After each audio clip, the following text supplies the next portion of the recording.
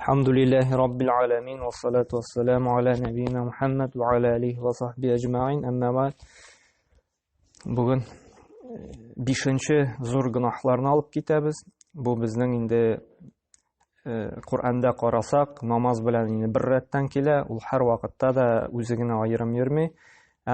Намаз артыннан инде яри бери. Ул безнең инде закат бирү. Һәм инде кеше шушы закатны түләми икән, яки шушыңа инде саранлана, яки моңа түләве кирәк түгел ди.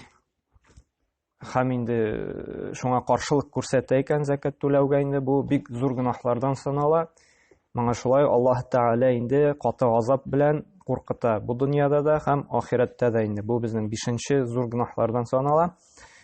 Һәм менә бу закат ул малның чистарыну, паклану һәм малга бәрәкәт бирә торган бер гыйбадәтнең төре. Закатның мәгънәсен инде галимнәр бәян кылганда, нәрсә соң закат дигәндә, ул шушы чистарыну, паклану, малның бәрәкәте дип аңлаталар инде. Чөнки без беләбез, кәсеп кылгандан да, яки инде сәүдә эшендә инде төрле гынахларга юлыгырга мөмкин без. Анда үзебез дә белмичә. Сәүдәдә анда ялгыш онытылып алдап җибәрергә мөмкин без, яки начарны әйбәт дип әйтергә мөмкин без. Кәсеп иткәндә анда, мәсәлән, берәр эшне эшлибез икән, җиренә җиткереп эшләп беткермәскә мөмкин без инде, насовестин русча әйткәндә инде әйдә ярый дип тә калдырырга мөмкин без. Һәм ләкин без итнең мөселманнар, Аллаһка иман китергән кешеләр җиренә җиткереп эшләргә тиешбез. Нәрсәне дә эшлибез икән, әгәр дә без шул эшнең остасы икән, без моны эшли беләбез икән, кеше бездән килә икән, моның инде сәләтебез, гыйлемебез, тәҗрибәбез бар икән бер эштә, без моны инде Аллаһ Тәгалә күреп тора дип, кеше күрмәсә дә җиренә җиткереп эшләргә тиешбез. Әмма ләкин менә шушындый җиңеллек аркасында инде, берәр эшкә салкын карау аркасында җиренә җиткереп эшләмибез икән, бу шулай Аллаһ каршында инде без җавап бирәчәкбез инде. Һәм инде моңа алган хезмәт хакыбызда инде ниндидер микъдарына без хаклы булмыйбыз. Чөнки тиешенчә үтәмәгәнгә күрә. Һәм менә шушы кәсепләребездә, сәүдәләребездә шундый кылган кимчелекләребез аркасында малларыбызны чистартыр өчен без менә шушы закатны бирергә тиешбез инде. Менә бу малыбызны инде, кәсебебезне чистарта, паклата һәм аңа инде бәрәкәт бирә. Менә бу бер шундый хикмәте булып тора. Икенче хикмәте инде Аллаһ Тәгалә шундый гадел хикимиясе, бу факирлар белән байлар арасындагы бу аралыкны инде якынайтыр өчен. Чөнки без беләбез, байлар инде күбәеп, маллары артып китсә, факирлар арасында шундый аралык барлыкка килсә инде, бу җәмгыятькә моның тискәре йогынтысы бик каты була. Ни өчен дигәндә, чөнки Аллаһ Тәгалә факирларның хәләтен дә кайгырта, һәм байларның да хәлен кайгырта. Әгәр дә шушы аралык зурая икән, киңәя икән, байлар артып факирларга ярдәм итмиләр икән, факирлар нишлиләр? Бунт күтәрергә мөмкиннәр. Шулаймы? Революция ясарга мөмкиннәр, анда байларны таларга, үтерергә, байлыкларын җәбер зулым итеп алырга мөмкиннәр. Һәм инде шулай ук инде байлар факир мискиннәргә бирмичә, факирларга тормышларын, көн күрешен инде күрергә авыр туры киләчәк инде. Ашарларына булмый анда, мәсәлән, кемгәдер операция кирәк була, уна операция ясата алмый, үлеп китә, һәм рәнҗеше, карашы төшә байларга ярдәм итмәгән өчен. Шуңа күрә монда шушы дошманлык барлыкка килмәсен өчен факирлар белән байлар арасында Аллаһ Тәгалә шушы закатны фарыз кылган. Байлыгын нисапка тулды икән, син факир мохтаҗларга ярдәм итәргә тиешсең. Бу сиңа малыңны саклап калдырырга да ярдәм итә, файда бирә, һәм шулай ук инде факирларга да тормышларын инде алып барырга, аларның инде кирәк-яракларына, сәламәтлеген кайгыртырга, ашарына, эшеренә шулай ук ярдәм итә. Һәм менә монда күрсәк, Аллаһтан шушы гаделлеген, менә монда байларны да кайгырта, зыян килмәсен дип, аларның байлыгына да, байларга да, һәм инде кайгырта факирларның хәлендә, алар да әйбәт кенә яшәсеннәр дип. Ашарларына да булсын, киемнәре дә булсын, анда даваланырга да акчалары булсын дип, Аллаһ Тәгалә ике төр җәмгыятьтә булган кешеләрне кайгыртып тора. Һәм Менә бу шулай зәкат бирү ислам диненең инде тагын бер матур күренеше. Зәкатның мендине 8 кемгә бирелә торган ние бар, кемгә бирелергә тиеш булган инде кешеләр төркеме бар. Шуның бер төркеме дә әле ислам динендә булмаган, әмма ләкин ислам белән кызыксынган, исламга якын булган кешеләргә бирелергә тиеш. Менә шушы исламның инде бер күркәм ягын күрсәтеп, менә безнең динебездә инде мал белән ярдәм итү бар дип, кеше күңелен яулап, ислам диненә кирип китсен өчен шундый яхшы яктан күрсәтү ниедә бар. Яхшы яктан инде күрсәтү ягы бар.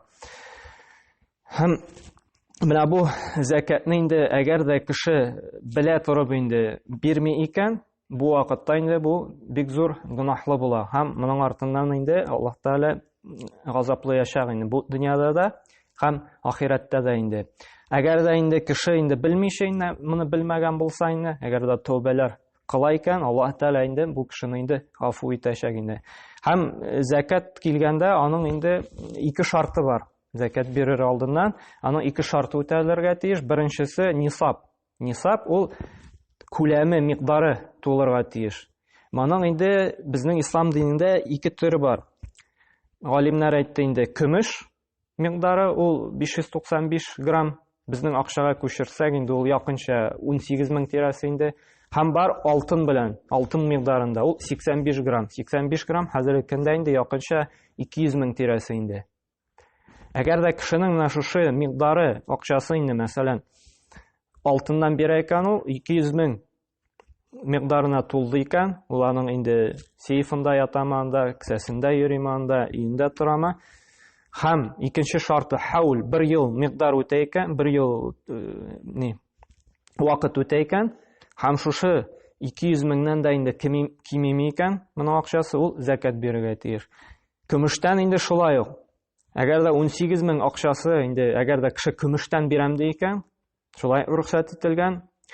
18 меңнән дә кимими икән, моның акчасы ел дәврендә инде бу шулай инде зәкат бирергә тиеш. Монда инде галимнәр арасында хилаф. Без алтыннан бирергә тиешме инде, көмештән бирергә тиешме инде. Монда галимнәр әйттеләр, карарга кирәк ди җәмгыятьтә фақир мискиннәргә кайсысыннан бирү инде файдалырак. Әгәр дә без бүгенге көндә карасак, мәсәлән, көмештән чыгару ул фақир мискиннәргә, мохтаҗларга инде күпкә файдалырак. Ни өчен дигәндә, чөнки алтыннан бик әз кеше генә бирә, шулаймы? Чөнки 200 мең ул бик зур акча, һәм бөтен кешенең дә хәтле акчасы җыелып бетмәскә мөмкин. Әмма ләкин 18 мең монда инде җәмгыятьнең күп кешесе бирергә мөмкин. Чөнки 18 мең ел дәврендә инде син кимемәсә, анда җыеп куйган яки әҗәткә биргән акчаларың булса инде син зәкат бирергә тиешле буласың. Шуңа күрә көмештән бирү ул безнең инде мохтаҗ кардәшләребезгә файдалырак булып тора инде. Һәм зәкат күпме бирелергә тиеш? Зәкат бирелергә тиеш 40тан 1 өлеш, ягъни 2,5% була инде. Мәсәлән, 100 мең инде безнең ел дәврендә ятты икән, тик торды икән, яки әҗәткә биреп тордыганда, һәм инде кимемәде икән 100 меңнән, без инде 2,5 сумны инде зәкат бирергә тиешбез инде.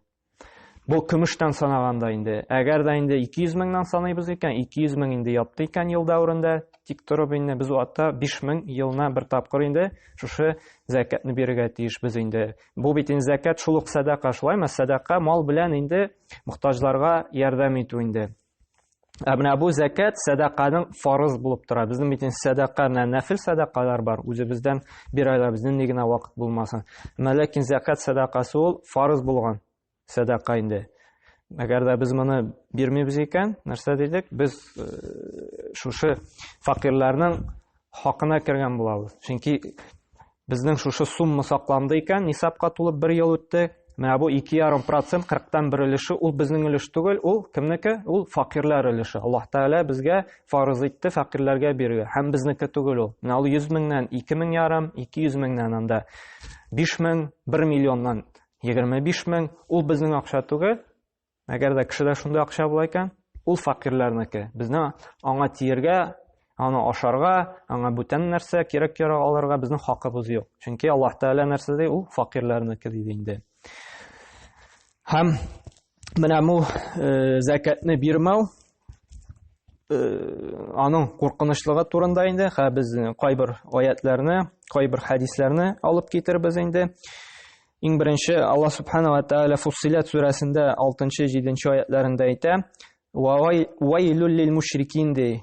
Үкенеч, кайгы, хәсрәт булсын ди кемнәргә ди? Шушы мушрикләргә ди, Аллаһка тиңдәшлек кылып яшәүчеләргә ди. Кайсылары ди? Аллазина ла туназ-зака ва хум бил ахирати хум кафирун ди. Кайсылары ди? Шушы закатларын бирмиләр ди, һәм ахират көнендә ди имансызлардан булачаклар ди. Менә монда инде үкенеч булсын ди, шушы тиңдәш Аллаһка тиңдәшлек кылган кешеләргә ди, һәм закат бирмәүчеләргә ди, ахират көнендә ди, булар ди имансыз булачаклар ди. Менә монда инде закат бирмәүчеләрне Аллаһ Тәгалә әйтә, нәрсә ди? Имансызлар ди инде. Һәм икенче аятында әйтә, монысы инде тагын да куркынычрак инде. Тәүбә сүрәсенең 34-35 аятларында әйтә Аллаһ Субхана ва Тааля: "Валлазина якнизуна az-заһаба вал-фиддата ва ла юнфикунаха фи сабилиллахи фабашширхум би'азабин алим. Яума юхма алейха фин-нари джаханнама فتكوى بها جبابهم وجنوبهم وظهورهم هذا ما كنزتم لأنفسكم فذوقوا ما كنتم تكنزون دي. Allah Subhanahu wa Ta'ala әйтә: "Барды шундый кешеләр ди, алар алтын һәм көмешне ди җыярлар ди. Һәм Аллаһ юлында инде бер дә бирмәсләр ди. Ягъни менә шушы закатларын, фарыз булган садакаларын ди Аллаһ юлында сарыф итмәсләр ди. Һәм аларга ди каты газап булыр ди. Һәм җыйган алтын көмешләре ди ахыр заманда тамык утында ди кыздырылып ди, маңгайларына, кабыргаларына, аркаларына ди бастырырлар ди. Шушы җыйган малларын ди, алтыннарын, көмешләрен ди. Һәм әйтерләр ди: Булар дөньяда вакытта үзегез өчен җыйган алтын һәм көмешләрегез ди. Инде саранлык белән җыеп сакланган малларыгызның ди газабын татыгыз ди." Менә монда инде ачык дәлил булып тора, менә безнең җыйган малларыбыз, җыйган алтын көмешләребез нишләячәк? Кыямәт көнендә инде безнең аркаларыбызга инде кыздырылып бастырылачак. Әгәр дә без шушы алтын көмешләребездән, байлыгыбыздан инде закатларыбызны, малларыбызны чыгармаган булсак. Һәм Аллаһ Субхана ва Тааля Имран сүрәсендә шулай әйтә: "Ва ла яхбасанна аллазина ябхалуна бима атахумуллаху мин фадлихи ва хува хайрул лахум бал хува шаррул лахум. Sayatawafuna ma bakhilu bihi yawmal qiyamati wallahu mirathus samawati wal ardi wallahu bima ta'maluna khabir." ди. Аллаһ биргән ниъмәтләренә ди саран булучылар ди. Моны үзләре өчен хәерле дип уйлыйлар ди. Менә кеше нәрсә дигән сүз? Кеше бит инде малны җыя, һәм ул күп итеп җыйгач, ул аны үзе өчен хәерле дип уйлый ди. Ягъни акча күп булу, ул миңа инде бәхет, сәгадәт китерә дип уйлый. Әмма ләкин Аллаһ Тәгалә нәрсә юк ди. Аларга ул киресенчә явызлыктыр ди. Чөнки без беләбез, кеше уртача хәлле булганда, факир булганда бәрбер күбрәк ахират турында, бу мусульманнар турында сүз бара инде. Күбрәк инде Аллаһ турында уйлый, күбрәк ибадат турында уйлый. Байлыгы, малы артып киткәч, ул күбрәк инде дөньяга тартыла башлый. Тегендә бара, монда бара, дөньяның зиннәтләре белән кызыга башлый. Һәм аның Кур'ан укырга да, мәчеткә йөрергә дә, изгелек кылырга да вакыты калмый. Чөнки инде малы күбәйгәч, аның мөмкинчелекләре күбәя, һәм ул мөмкинчелекләрне куллана, шушы хәерле дип уйлап, ахиратны оныта башлый. Шуңа күрә Аллаһ Тәгалә нәрсә ди?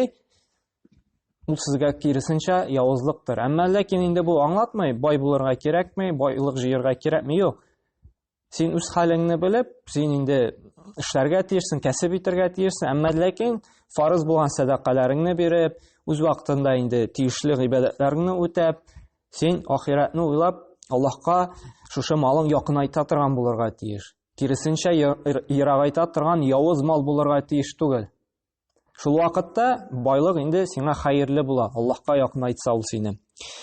Һәм дәвам итеп әйтә аятны, саранланган нәрсәләрне ди, Аллаһ Тәгалә ди, ахыр заманда аларга муенса итеп киертер ди. Менә шушы саранган малларыбызны муенса теге мәрҗәннәр шикелле инде безгә инде тагыр. Чөнки беләбез, авыр нәрсә такса, муеныбыз асылынып төшәчәк, шулаймы? Күкләрдә һәм җирдә булган нәрсәләр барысы да Аллаһныкы ди. Аллаһ сез эшләгән нәрсәләрне хәбәрдардыр ди. Менә бу тагын бер аят булып тора. Менә монда инде шулай ук менә бу байлык турында сүз бара. Әгәр дә байлыктан инде шушы фарыз булган садакаларыбызны Аллаһ юлында сарыф итмәсәк, муеннарыбызга инде тагачаклар инде.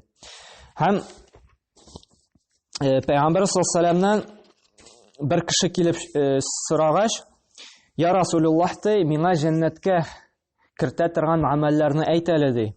Һәм Пәйгамбер саллаллаһу алейһи ва саллям әйтте, Аллаһка тиңдәшлек кылмыйча ди, аның бер үзенә генә гыйбадәт кыл ди. Менә күрәбезме? Нинди генә аятны, нинди генә хадисны алсак та, иң беренче урында нәрсә бара? Аллаһка тиңдәшлек кылма. Ягъни бу иң әһәмиятле нәрсәләрнең берсе, иң куркыныч гөнаһларның берсе. Әгәр дә Аллаһка тиңдәшлек кылмыйча бер үзенә генә гыйбадәт кылсаң ди, бүтән илаһларны инде ялган дип, батыл дип танып, Аллаһ кына хакыйкый илаһ дип, аның үзенә генә табынсаң ди, бер сәбәп булып тора ди, җәннәткә кирергә ди. Һәм инде ди, икенче сәбәп намаз укысаң ди. Өченчесе ди, закатыңны түләсәң ди. Менә монда инде безнең нәрсә? Бу темабызга кирәкле дәлил закатыңны түләсәң ди. Әгәр дә нисапка тулып инде хаул үткән кеше закатын түләсә генә җәннәткә керә ди.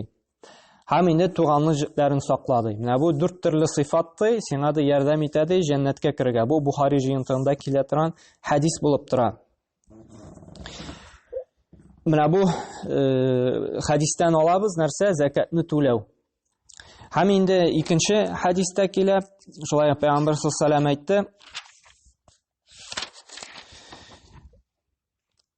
Бухари риваятында килә торган хадистә инде кыямәт көнендә ди, Аллаһ бүләк иткән малдан ди, закат бирмәгән кешенең алдына шул байлыгы башында ди, ак таплары булган, күз астында ди, кара таплары булган йылан рәвешендә киләчәк ди. Шушы безнең җыйган малыбыз инде, шундый куркыныч бер йылан рәвешендә киләчәк ди. Һәм бу көнне ул йылан ди, шундый кешенең муенына чорналып ди, муенына чорналыр ди, шушы йылан инде. Һәм инде теш казнасыннан тотып ди, моннан тотып чорналып инде теш казнасыннан тотып буып ди, әйтер ди, менә мин синең байлыгың ди, мин синең зиннәтләрең ди. Һәм шушы түбәндәге аятны укыр ди. Аллаһтан бирелгән ниъмәткә саранланган кешеләр ди, моны үзләре өчен яхшырак дип уйламасыннар ди. Ягъни йылан безнең шушы җыйган байлыкларыбыз инде йылан рәвешендә килеп, безнең муеннарыбызны тотып, нәрсә диячәк? Нәрсә саранланган ыегыз?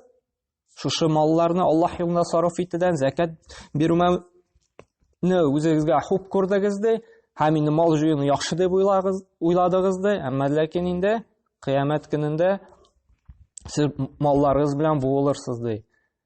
Менә бу шулай безне куркыта торган инде хадис булып тора, Бухари җыентыгында килә торган. Әгәр дә инде без шушы малларыбыздан инде Аллаһ безгә фарыз иткән инде факир мискиннәрнең хакын бирмәсәк, безгә инде куркыныч рәвештә киләчәк, яки янда муенса ясап безгә инде тагачаклар, муеныбыз инде бик каты асылачак, яки инде йылан рәвешендә килеп инде безне бик каты буачак шушы малларыбыз инде. Шуңа күрә менә бу закатны бирмәүдән инде безгә инде куркырга кирәк һәм сакланырга кирәк. Бу закат бирү инде бөтен мөселманнарга да фарыз түгел. Әйткәнемчә инде шушы шартлар үтәлсә генә инде акчалы, хәлле, байрак мөселманнарга фарыз булып тора. Ләкин әйтеп торам, тагын бер искә төшерә кирәк. Менә кеше инде уйларга тиеш инде. Ул закатын шушы көмештән чыгарамы, яки инде алтыннанмы? Әгәр дә инде көмештән чыгара икән, монда күбебез инде без закат бирергә тиешле булабыз. Чөнки инде 18 мең хәзерге көндә инде ул ел дәврендә караганда күп акча түгел.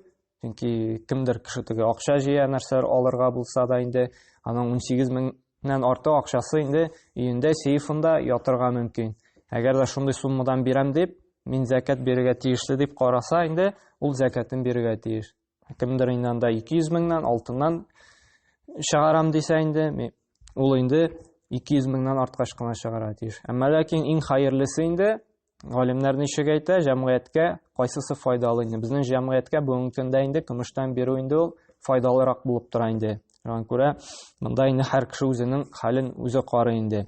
Һәм Аллаһ Субханаһу ва Тааля безгә тауфик хидаят бирсен. Әгәр дә инде безгә мал, байлык хәерле икән, Аллаһка якынайта икән, җәннәткә керүгә бер сәбәп була икән, Аллаһ Тааля безне байытсын, малларыбызны арттырсын. Инде байлык безгә бик каты фитнә икән, Аллаһ Таалядан ярагайта икән, җәһәннәмгә керүгә сәбәп була икән, бу вакытта Аллаһ Тааля инде бу хәерсез малдан безне ярагайтсын инде. Һәм Аллаһ Тааля иң хәерле, Аллаһ Тааля безгә инде нәрсә хәерле ул үзе генә белә, без белмибез. Һәм Аллаһ Тааля шушы иманыбызга карап инде үзе бирәчәк инде шушы малны, шушы байлыкны инде. Һәм Аллаһ Субханаһу ва Тааля тауфик бирсен, кемнең инде шушы закат малы нисапка тулып инде хәвлгә тулды, аларга инде шушы иманның ныклыгы бирсен, шушы закатларын бирергә инде фарыз садакаларын биреп инде Аллаһның газабыннан имин булып инде һәр барчабызга да инде фирдәүс җәннәтләренә кереп Аллаһның хузурына күчеп бәхет сәгадәттә яшәргә насыйп булсын. Субханакалла бихамдик ва ашһаду ан ла илаха илля анта астагфирука ва атубу илейк.